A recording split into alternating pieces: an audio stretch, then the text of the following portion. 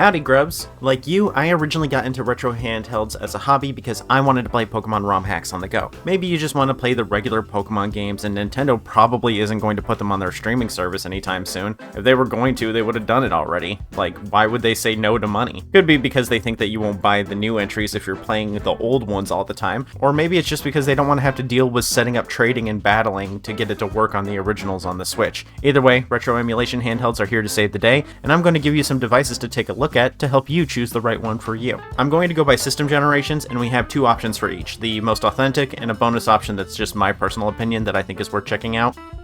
Game Boy and Game Boy Color. This generation saw the release of the original Pokemon games, Red, Blue, Yellow, Gold, Silver, and my favorite of this generation, Crystal. I started with Red because I'm ancient, but I prefer Crystal. Most people are going to recommend you systems that are good for GBA, and GBC would be an afterthought, but we have a lot of options now for handhelds, and some are actually really good for GB and GBC. Since the Game Boy is a vertical handheld with a 10:9 screen, an authentic option would need to fulfill both of those needs. Due to this unique screen ratio, we have a problem. Not many companies are catering specifically to this screen type, since if you play GBC, you're probably playing GBA too. Not many are looking for a GBC specific device. Currently, there are no 10:9 handhelds besides the Mod Retro Chromatic, but that's way too expensive for GBC, and it runs carts, which means you need a flash cart to do it. There's other options like that out there, but they're still going to be more expensive than what we could easily do here. So the next best option is any screen with a 1-1, and unfortunately, very few vertical options exist for the 1-1. The only devices I can think of that are vertical and 1-1 are the RG Nano and the RGB20SX from Powkitty. I've never bought from Powkitty, and I've heard they feel cheap. The RG Nano sucks, it's too small, but I have a video about it on my end card if you're still curious about it. So GBC, I don't recommend going for authenticity, as the next best option for the screen ratio would be the Retroid Pocket Classic, and $100 and Android are just a little bit overkill for GBC, but it's a good system for other things. It's great for SNES. The best option that I think exists for the GBC currently is also the best comfort option. The RG Cube XX is the system people were internally screaming, hoping that I would mention just before I said it. I have a review for this one as well, but I'll save you the click. Not only is the Cube XX a 1:1 aspect ratio, being the best current option for GBC screens, it's also a good screen. It has a disc D-pad that's very precise and comfortable, analog sticks which are good for farming since you can swirl it, all buttons are quiet and well sized, and most importantly, it's incredibly ergonomic. It rests in the hand perfectly, and it feels like a more small, comfortable Steam Deck. Now the drawback of that is that it's not very portable. The booty cheeks have a cost, and that's pocket space. If you haven't embraced bag life yet, you should. It makes everything easier.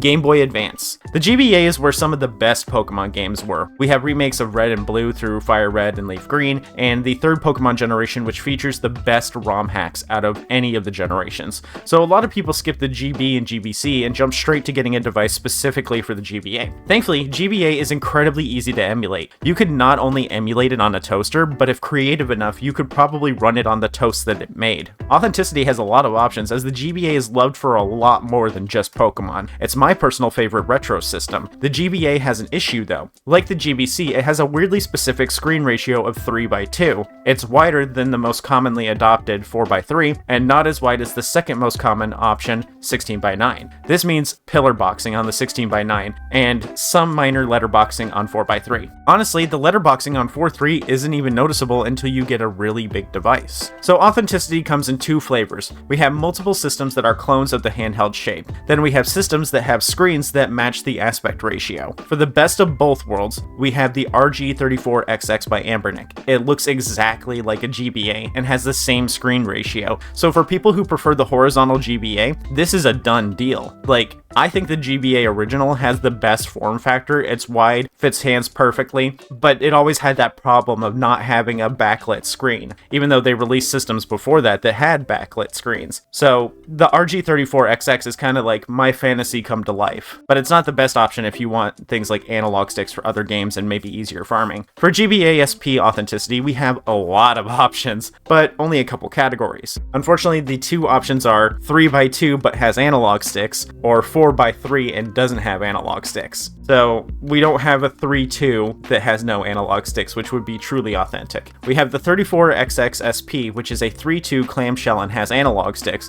but it has a bit of an uncanny vibe because the dimensions are slightly off. This is still a great option, and you may want the analog sticks. Personally, I think analog sticks on a handheld this small might be uncomfortable, but you're not going to be using them that much unless you plan to play PS1 as well. The 35XX SP is more authentic to the original shape, but it's also still a little slightly off. It's slightly wider, which might, be better for some people. I prefer a wider device. It has no analog sticks, and it has a 4.3 screen, so you can already see that the SPs from Ambernick really don't make sense. The 4.3 device should have the analog sticks. We do have a few more clamshell options though, and they're just like the 4.3 one. Powkitty's V90S is similar to the 35XX SP and is a little cheaper, but with tariffs it brings it slightly closer, but still a little cheaper. Both are available on Amazon, which is where I just order from because I'm impatient. Miyu has a flip device as well, but people don't trust their hinge quality, and they made a mini version now too. This can be a great option for portability, but I wouldn't recommend it though, as it has less than 3 hours of battery life. So for SP authenticity, you really have the 35XX SP or the 34XX SP, so no true perfect option. The last authenticity option is the GB Micro. If you don't have a need for Wi-Fi for things like retro achievements, then your best option is the RG28XX. It's a slightly larger micro-shaped handheld with a 4.3 screen. Still small, even though it's larger, so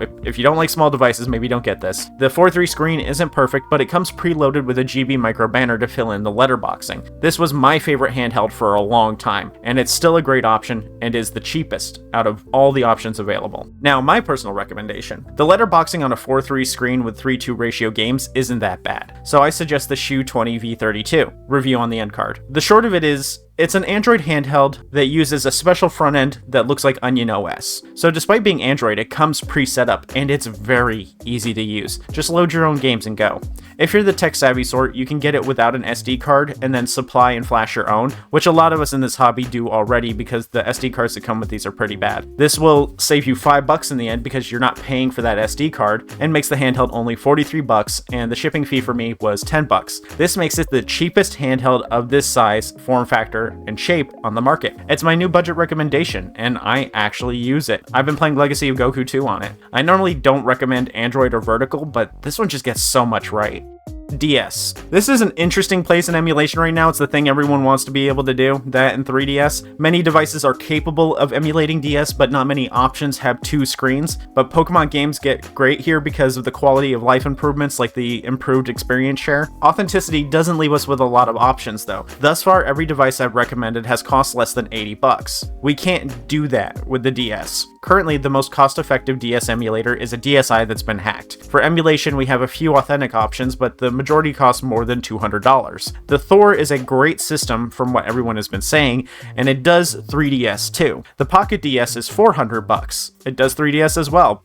I don't recommend spending $400 on this. The best option you have is the upcoming Ambernick RGDS, but the specs were revealed and it'll only be able to handle Drastic, which isn't being developed for anymore. Melon DS is much better software and it won't run on it. So currently there isn't an authentic, playable, affordable option for the DS. But if you don't care about authenticity, we do have some options. The Mangmi Air X is a 16:9 Android device that is sub 100. It's one screen, but 16:9, and it's so wide that it can fit both screens on it at once. Another option is the Magic X040, and while it could be perfect, it wouldn't be able to handle Melon DS either. The final option is the Pocket Air Mini, which isn't even out yet, and it's not quite wide enough. So your best option for DS emulation with both screens displayed for less than $100 is the Mangmi Air X. You can always play a smaller screen system and use a button to swap back and forth between the two screens, but some people say that's really icky. I don't really have a problem with it, but the power needed to power that system, you would still likely need over $100, aside from the other options I mentioned.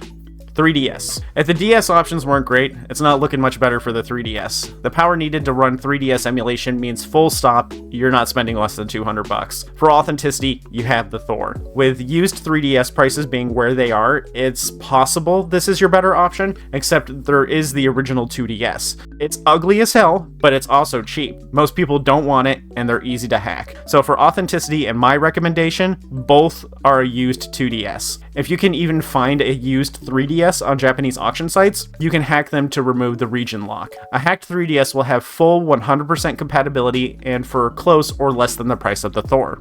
You can get them cheap too if you happen to look on Facebook Marketplace and you get lucky. The Thor is great, but if you're just wanting something for 3DS only, then I think a hacked 3DS will be the best for you. But if you want the 3DS and more, then the Thor is an option. There are other systems with core Pokemon entries, but a hacked Switch will probably be the best option as Switch emulation is still new. Hopefully I made your system choice easier with this video. If you liked this video, don't forget to tip your mole. I take likes, subs, and magical stones that will make me ascend to a more powerful form. Thanks for watching. Bye! What would be my Pokemon call? Roly, roly, roly, moly.